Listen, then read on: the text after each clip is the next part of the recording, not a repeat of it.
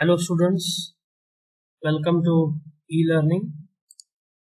Today in this video we are going to cover up lecture number 3. In this we are going to first learn about moment of a force, then equilibrium of forces and principle of transmissibility of forces. So first we will understand what is moment of a force.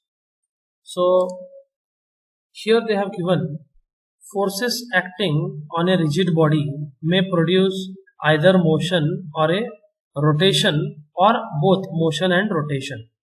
So if you can see forces, say consider this is an object fixed at a point A and free at another end, and the force is applied from the bottom, and this object is having a length of L. So the force which is applied at the free end tries to rotate in anti-clockwise direction. Like this. So this force is perpendicular to this object, right? So here it is 90 degrees, and this force is trying to rotate this object at point A, as it is fixed at point A. So the force into the force and its product of or you can say force is multiplied with the perpendicular distance here. So it is nothing but the product of force into perpendicular distance at point A, and that is called as moment. So moment is nothing but the name given for the turning effect that force exerts on the objects.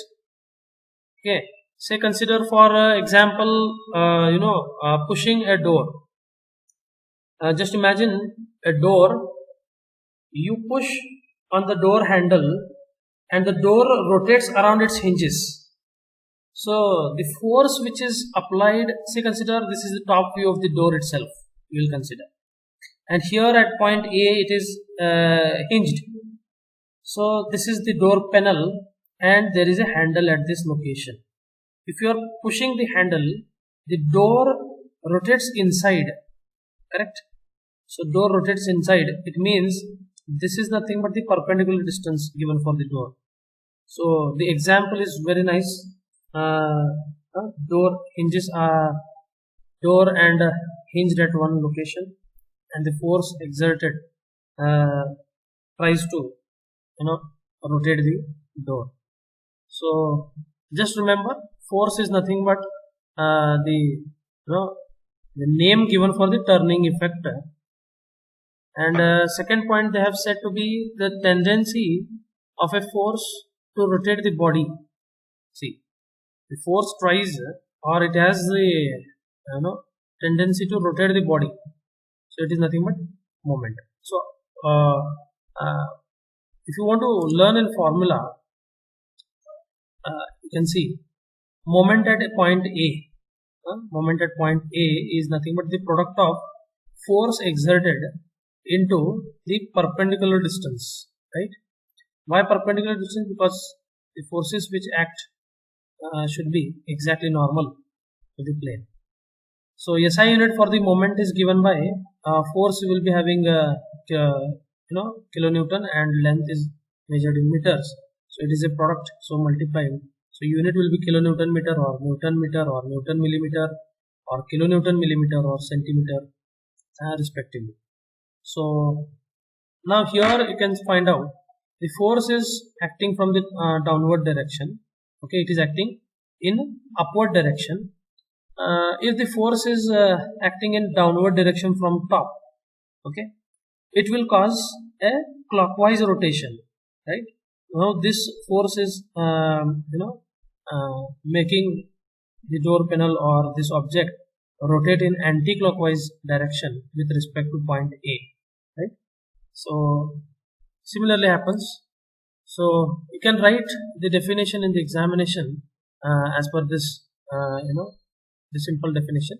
The product of force and the perpendicular distance of the point from the line of action of the force. So this is nothing but the line of action of the force, and the product of force into perpendicular distance is defined as moment. Okay. So now based on moments, there is one principle of moment given by Varignon, a French mathematician, the Varignon's theorem. So principle of moment is also called as Varignon's theorem. So it states that the moment at any force, moment of any force, okay, is equal to the algebraic sum of the moments of components of the force. Moments of components. So these components you can replace with resultant of that force also. So you can see that in this figure we have one object, okay, rectangular object, and I want to take a moment at the central location at this point, okay, the moment. So there is one force acting at this lower left corner called as F, and this force will be having two components, one in x direction and one in y direction. So it is resolved into two components, Fx and Fy. Okay. So this Fy is nothing but one force acting upwards, and its perpendicular distance at what point you are taking the moment is nothing but dx, because it is horizontal distance, dx, x direction, x distance. And Fx, which is acting horizontally, is having its perpendicular distance at this point as this one. So that is nothing but dy. Okay, it is vertical distance, that is why it is said to be y distance. Okay, so force into perpendicular distance for Fx, and this will cause force into perpendicular distance at this point, right? So you can see in the formula, so moment at this point is equal to moment of the force in x direction, okay, Fx into dy, plus moment in moment of y force. So force into perpendicular distance. Further also they have written Fx into dy, Fx into dy, force into perpendicular distance at this point, plus the forces, moment of force in y direction. Okay, so it is Fy into dx.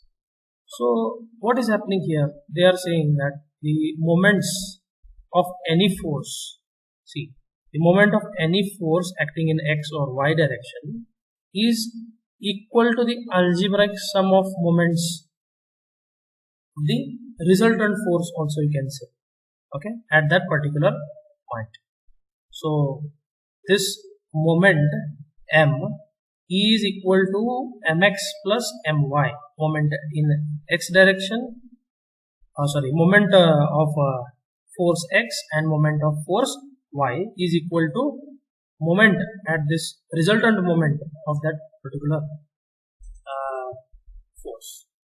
Okay, so this is what the Varignon's theorem is said. Varignon's theorem can be understood. So now further we will try to understand equilibrium of forces. When a stationary body is subjected to external forces, and if the body remains in the state of rest under the action of forces, it is said to be equilibrium. For example, in general, say consider demand and supply ratio. Okay. Now in this lockdown, we are finding that demand is increasing for all the goods, and supply is less due to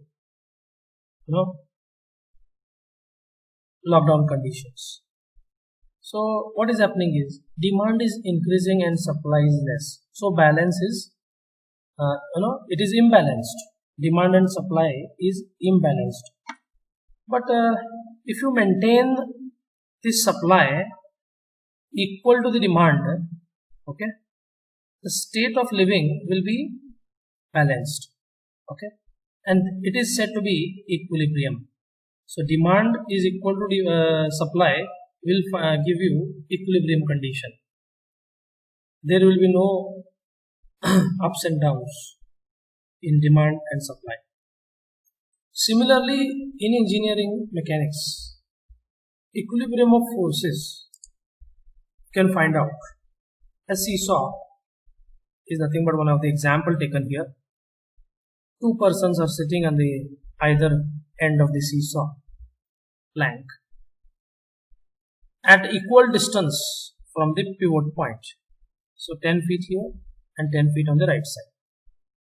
So both are weighing 50 pounds and he is also of 50 pounds. So if they do not exert any extra force, these two persons, if they do not exert any extra force on either side, they are going to remain in the equilibrium condition. Say, imagine the right person who is sitting exerts a little bit force, additional force on this side. Surely, it is not going to be in horizontal equilibrium condition, right? So it is going to push it down. The seesaw is going to come down on the right side. So if you want to keep this seesaw in horizontal or equilibrium condition, both sides there should be equal forces acting downwards, and this reaction, okay, is going to be or this pivot point is going to be give the effect of equilibrium. Okay, so what it is saying, if the stationary body is subjected to external force, the body remains in state of rest under the action of forces. It is said to be equilibrium. See, if the body is acting with some forces and that body is not moving or it is not having any motion, it is still in rest, static position. So it is said to be equilibrium condition. So the principle of equilibrium, what it says is, the stationary body is subjected to external force will be in equilibrium if the algebraic sum of all external forces as well as moments of all these external forces about any point in their plane is 0. Means you can find out the formula or the equation here. Summation of F is equal to 0. What is this summation of F? F is nothing but forces. Summation of all the forces. So from bottom there is one force in upward direction. These two forces are acting in downward direction. So the sum of algebraic sum should be equal there. See, the external forces will be in equilibrium if the algebraic sum of all external forces will be 0. Say consider this is 50 pounds, this is 50 pounds, and this reaction should be 100 pounds. So this reaction from the bottom, okay, if it is 100 and these two forces are acting downwards with 50 pounds, then the algebraic sum, this is acting in plus direction and these two are acting in downward direction. I will consider it as negative forces. These two forces I will consider negative force and this upward force I will consider it as positive. So plus 100 minus 50 is going to give you the summation of forces, all the forces equal to 0, and the summation of moments is equal to 0 there. So at what point we are going to take the moment? At the pivot point. So force into perpendicular distance of this load, 50 pound into 10 feet, okay, and this is going to rotate in clockwise direction and this force is going to rotate in anti-clockwise direction. So anti-clockwise direction if you take it negative and clockwise direction if you take it positive because it is in clockwise, and this is going to take a moment or rotate this plank into anti-clockwise. So minus 50 into 10 and plus 50 into 10 because force into perpendicular distance. So it is going to give the summation of all the moments of force is equal to 0. So this is the principle of equilibrium. So now we will talk about principle of transmissibility. How the load transfer takes place and what are its effects. So this principle of transmissibility tells that the force can be transmitted from one point to another point along the same line of action. Okay, along the same line of action means, say consider in this first figure, the load is applied from the top. Okay, and its line of action is this, right, in the vertical direction at that particular point. Okay, same such that the effect produces by the forces on the body remains unchanged. See, one point, first point is this one, the point of transmission. The force can be transmitted from one point to another, they have said. Say consider if you apply the load at the top and see what are the effects on the beam, or if you just shift this load exactly at the bottom on this hook, the load is applied on the hook, but you can find the line of action is remaining same, right? The line of action is remaining same. You apply the load from the top in the same line, or if you apply the load at the bottom of the beam, okay, in the same line, it is going to give same effect by the forces on the body remains unchanged, they have said. So the effect will be the same. It is not going to change if you apply the load from the top or bottom. So, but the load should be in same line of action. So the principle of transmissibility is very nice to understand using this, in these figures. So the how to write in the examination is how it is stated. The principle states that force can be transmitted from one point to another, one point to another along the same line of action, such that the effect produced by the force on the body remains unchanged. Then if you apply the load from the top in the same line, or if you apply the load at the bottom in the same line, it is not going to change the effect on that particular beam. Okay, so this is the principle of transmissibility. So thank you students, and please do subscribe the channel for further notifications and upcoming videos. Thank you.